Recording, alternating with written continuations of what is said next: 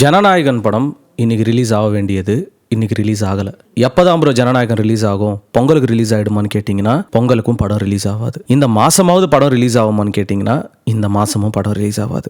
இதுக்கு பின்னாடி நிறைய விஷயங்கள் இருக்குது. இந்த வீடியோ ஃபுல்லாக பாருங்கள், முடிஞ்ச எல்லாருக்கும் ஷேர் பண்ணுங்கள். காலையிலிருந்து பார்த்தீங்கன்னா இந்த ஜனநாயகனோட இந்த சென்சார் சர்டிஃபிகேட் ஒரு படம் எடுத்து முடிச்சதுக்கப்புறம் சிபிஎஃப்சி சைட்லேருந்து கொடுக்க வேண்டிய ஒரு சான்றிதழ். இது ஆக்சுவலாக ஒரு ரூல். சென்சார் போர்டு சர்டிஃபிகேட் எங்கேருந்து கொடுக்குறாங்க அப்படின்னா சிபிஎஃப்சி சென்ட்ரல் போர்ட்லேருந்து தான் கொடுக்குறாங்க. ஸ்டேட்டுக்கு இதுக்கு சம்மந்தம் கிடையாது. நம்ம இந்தியாவில் தமிழ்நாட்டில் மட்டும் ஒரு வருஷத்துக்கு ஆல்மோஸ்ட் 700 to 800 மூவிஸ் பார்த்தீங்கன்னா சென்சார் போர்டுக்கு போகுது. அதில் எல்லா படத்துக்குமே சென்சார் கொடுக்குறாங்க. எதர் அது ஏ சர்டிஃபைடா, யூ பை ஏவா, இல்லை வெறும் யூவா. ஸோ இது எல்லாமே டிசைட் பண்ணுறது பார்த்தீங்கன்னா சென்சார் போர்டில். இவங்க இந்த குழு என்ன பண்ணுவாங்கன்னா படத்தை 5 பேர் பார்த்துட்டு ஆளுக்கு ஒரு ரிவ்யூ கொடுப்பாங்க. இதுக்கு யூ பை ஏ கொடுக்கலாமா, ஏ கொடுக்கலாமான்னு சொல்லிட்டு மெஜாரிட்டி ஆஃப் த பீப்பிள் எது கொடுக்குறாங்களோ சர்டிஃபிகேஷன் அது ஃபைனலாக பார்த்தீங்கன்னா ஒரு ஜட்மெண்ட்டை கொடுத்துருவாங்க. இதுதான் சென்சார் போர்ட் பண்ணுற ஒரு விஷயம். படத்தில் சில விஷயங்கள் சரியில்லை, இல்லை இந்த படமே சரியில்லை அப்படின்னா பேன் பண்ணுறதுக்கும் பார்த்தீங்கன்னா உங்களுக்கு ரைட்ஸ் இருக்குது. அந்த அளவுக்கு பார்த்தீங்கன்னா பவர் இருக்குது. ஜனநாயகன் இப்ப என்ன தப்பு பண்ணுச்சு அப்படின்னு கேட்டீங்கன்னா ஜனநாயகன் எந்த தப்பும் பண்ணல. அவங்க சென்சார் போர்டு சொல்ற மாதிரி நீங்க ரொம்ப லேட்டா கொடுத்துட்டு சென்சார் போர்டுக்கு எங்களுக்கு 9ஆம் தேதி ரிலீஸ்னு சொல்லிட்டு எப்படி நீங்க சர்டிஃபிகேஷனே வராம நீங்க ஒரு அனௌன்ஸ்மெண்ட் கொடுக்கலாம் அப்படின்னு சொல்லிட்டு பாத்தீங்கன்னா சென்சார் போர்டுல ஒரு கொஸ்டின் ரைஸ் பண்ணிருக்காங்க. இது வேலிடான கொஸ்டின் கேட்டீங்கன்னா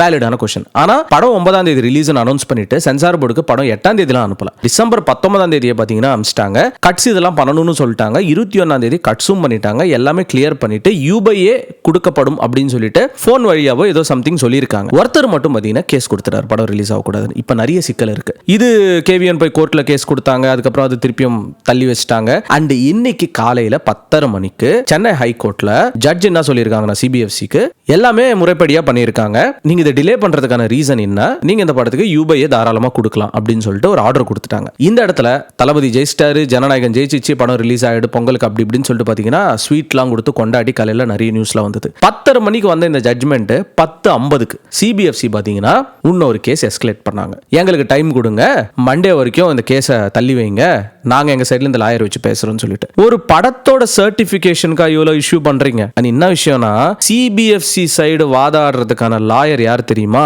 இந்தியாலேயே 2வது மிகப்பெரிய லாயருங்க. இவர் ஆக்சுவலா இந்தியாக்காக பேசுற ஒரு லாயர். அவரை உள்ள பாத்தீங்கன்னா எடுத்துட்டு வந்திருக்காங்க இந்த ஒரு சென்சார் சர்டிஃபிகேட்டுக்காக பேசுறதுக்கு. இப்போ என்னடா சென்சார் போர்டுக்கு நிறைய ஃபேவர் இருக்கு. இவங்க இது 1 மாசமும் இழுத்து வச்சு அடிக்கலாம், இல்ல 2 மாசம் இழுத்து வச்சு அடிக்கலாம். ஆனா இன்னொரு விஷயம் என்னன்னா எலெக்ஷனோட டேட் அனௌன்ஸ் பண்ணிட்டாங்க அப்படின்னா அதுக்கு மேல படத்தை ரிலீஸ் பண்ண முடியாது. ஏன்னா இவர் இப்ப தலைவரா இருக்காரு, கட்சி தலைவரா. அதுக்கு முன்னாடி படத்தை எப்போ வேணா ரிலீஸ் பண்ணலாம். ஸோ ஓவராலா இப்போ என்னன்னா இந்த மாசம் 21ஆம் தேதி இந்த கேஸை பாத்தீங்கன்னா மறுபடியும் தள்ளி வச்சிருக்காங்க. ஐ மீன் ஒரு லாயர் வந்திருக்காருல சிபிஎஃப்சி சைடு பேசுறது. அவர் பாத்தீங்கன்னா 21ஆம் தேதி தள்ளி வைக்கிறதுக்கான ஏகப்பட்ட விஷயங்கள் பேசி ஒரு வழியா பண்ணிட்டாங்க. இன்னைக்கு படம் ரிலீஸ் ஆயிட்டு எல்லாருமே தியேட்டருக்கு போயிட்டு என்ஜாய் பண்ணிட்டு நேரத்துக்கு படம் எல்லாம் பார்த்து முடிச்சுட்டு 2 ஷோ முடிச்சுட்டு எல்லாம் வீட்டுக்கு வந்திருப்போம். ஒரு நல்ல ஃபேர் ரோல் பாத்தீங்கன்னா அந்த மனுஷனுக்கு கொடுக்க நம்மளால முடியல. இதுல பாலிடிக்ஸ் இன்வால்வ் ஆயிருக்கு ப்ரோ அப்படின்னு கேட்டீங்கன்னா 100% இன்வால்வ் ஆயிருக்கு.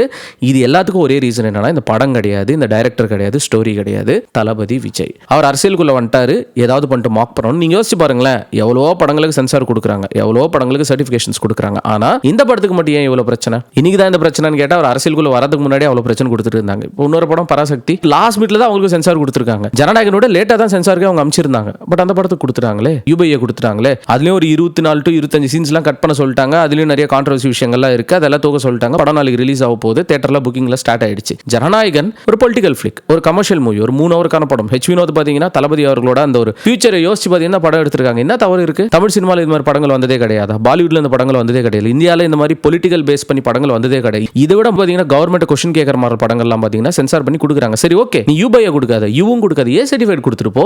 என்ன ரீசனுக்கு டிலே பண்ற? இதுல ஒருத்தர் பாத்தீங்கன்னா மத ரீதியாக இந்த படத்துல பிரச்சனை இருக்குன்னு சொல்றாங்க. சரி, மத ரீதியாக பிரச்சனை இருக்கு அப்படின்னா அந்த சீன் என்னன்னு சொல்லிட்டு கட் பண்ணி தூக்கிட்டா முடிஞ்சிச்சு இல்ல? பொங்கலுக்கு படத்தை ரிலீஸ் பண்ணிட்டு போவாங்கல்ல. எங்களுக்கு இதை பரிசீலனை பண்ணவே 4 வாரம் வேணும் அப்படின்னு சொல்லிட்டு இந்த எலெக்ஷனோட டேட் அனௌன்ஸ் பண்ற வரைக்கும் இது இழுத்துட்டு அதுக்கப்புறம் எலெக்ஷன் எல்லாம் முடிஞ்சதுக்கு அப்புறம் இந்த படத்தை ரிலீஸ் பண்ண வச்சாங்கன்னா this will be a biggest issue in India. இது கண்டிப்பா மாறும். இப்போ இது லோக்கல் சேனல் கிடையாதுங்க, நேஷனல் சேனல் வரைக்கும் இதுதான் பேசுறாங்க. ஏகப்பட்ட செலிபிரிட்டிஸ் பார்த்தீங்கன்னா குரல் கொடுக்க ஆரம்பிச்சிட்டாங்க. காலையில இருந்து நானும் வெயிட் பண்ணேன், இதுக்கான என்ன ஜட்ஜ்மெண்ட் வரும், என்ன பேச போறோம், என்ன நடக்க போகுது அப்படின்னு சொல்லிட்டு. பட் ஓவராலா பார்க்கும்போது பச்சையா தெரியுது, the pure intention for CBFC is to stop this movie. அது மட்டும் கிளியரா தெரியுது. ஏன்னா ஒரு படத்தோட சர்டிபிகேஷனுக்காக ஹைகோர்ட் வரலாம் போயிருக்காங்க கேவிஎன், அங்கேயும் ப்ராப்பரா தீர்ப்பு கிடைக்கல. சிபிஎஃப்சி பாத்தீங்கன்னா இந்தியாக்காக வாதாடுற ஒரு மிகப்பெரிய லாயரை பாத்தீங்கன்னா உள்ள கொண்டு வந்திருக்காங்க பேசுறதுக்கு. இதுல இருந்து உங்களுக்கு கிளியரா தெரியல தெரியல. அண்ட் இன்னொன்னு என்னன்னா, சில கமெண்ட்ல வரும், ப்ரோ பொழப்பு பாரு ப்ரோ, வெறும் நடிகர் தானே, இவருக்காக நீ இவ்வளவு கூர் அப்படின்னு சொல்லிட்டு. நான் காசு கொடுத்து நான் படம் பார்க்கறேன், நான் டிக்கெட் வாங்குறேன், அவருக்காக நான் ஓடுவேன், நிப்பேன், தலைகீழா நிப்பேன், அது என்னோட விருப்பம். நீங்க சொல்றீங்கல்ல அவர் நடிகர் தானே, இருந்துட்டு போட்டோம், அவருக்கே நீ சப்போர்ட் பண்ற, நான் சப்போர்ட் பண்ணுவேன். அப்படிதாங்க ஃபேன்ஸோட மைண்ட் செட்டே இருக்கும். சின்ன வயசுல இருந்து படங்கள் பாக்குறோம்ல, இந்த உத்தமங்களை கமெண்ட் பண்றாங்களே, என்ன நீங்களா போனே பார்த்தது இல்லையா, ரீல்ஸ் பாக்குறது கிடையாதா, படமே பார்த்தது இல்லையா லைஃப்ல, நீங்க அவ்வளவு பேர் உத்தமங்கள் இல்லைங்களா, அப்பயே எந்த வீடியோ பாக்குறீங்க,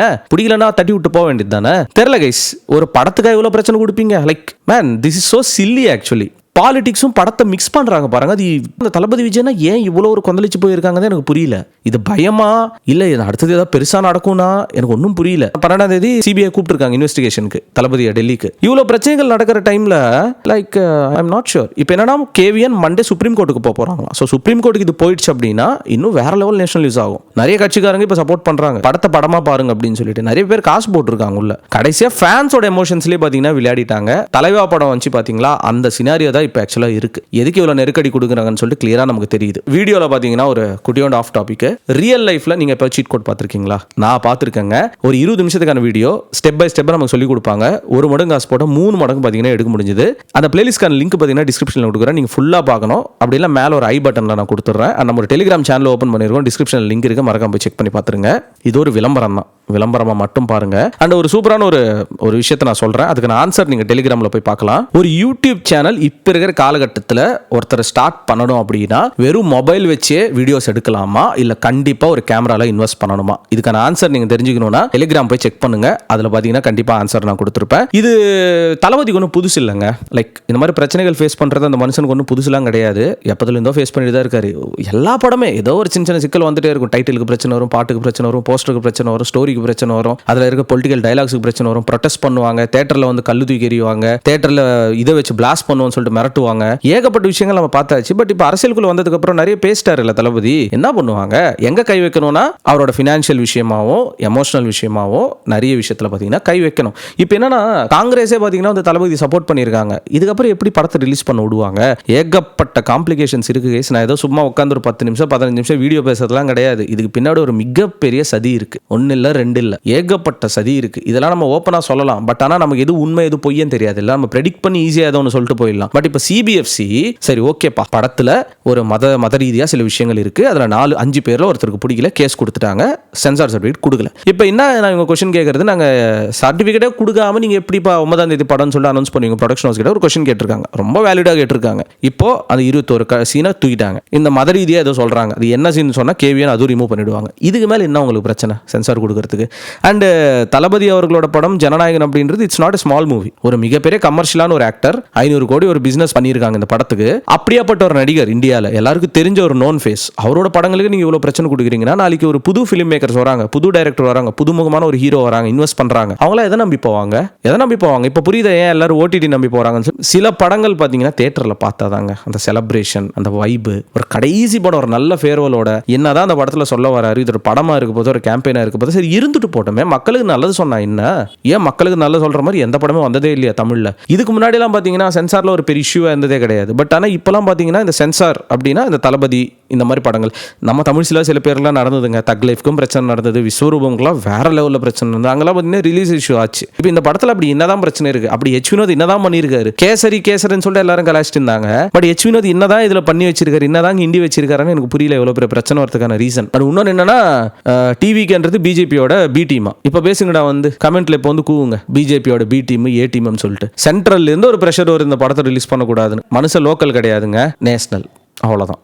சிம்பிளா சொல்ல போனா இட்ஸ் நாட் ஈஸி பீயிங் தளபதி விஜய். நம்ம இப்போ டெய்லி பேசியிருந்தா இருப்போம், புலம்பிந்தா இருப்போம். இப்போ மண்டே சுப்ரீம் கோர்ட்டுக்கு போயிடுச்சுன்னா இது எத்தனை நாள் டிலே பண்ணுவாங்க, இதுக்கப்புறம் இது என்ன நடக்கும்னே பார்த்தீங்கன்னா புரியல. என்ன ரீசனுக்கு ஆக்சுவலாக அவங்க சென்சார் கொடுக்க மாட்டாங்கன்னு யாருக்குமே புரிய மாட்டேங்குது. That's the only thing. ஒரு கொஸ்டின் மார்க்லேயே இருக்கு. எனக்கு என்ன சொல்றதுன்னு தெரியல. ரொம்பவே ஒரு மாதிரி கஷ்டமா இருக்கு ஆக்சுவலாக இந்த வீடியோ பண்றதுக்கு. எனக்கு நீங்க டிலே பண்ண படம் பாப்புலர் ஆக இது விட பயங்கரமான செலிப்ரேஷனே இருக்க போது. கொய்யால சென்சார் சர்டிபிகேட்டையே கட் அவுட்டா பசங்க வைக்க போறானுங்க தியேட்டர்ல வந்ததுக்கு அப்புறம். நீங்க பார்த்துட்டே இருங்க. இப்ப ரிலீஸ் ஆகலனா இது எப்ப ரிலீஸ் ஆனாலும் இதை விட 3 மடங்கு அதிகமா நாங்க கொண்டாட போறோம் ஜனநாயகனை. நீங்க பார்க்க தானே போறீங்க. Stay tune for it. Thalapathy கோடான கோடி ரசிகர்களின் என்றும் அறிவது பிக் ஷாட் இவர் பிளாக் பஸ்டர் வந்த மகுமதி இக்னோர் நெகட்டிவ் வெட்ட சொன்ன தங்க தளபதி.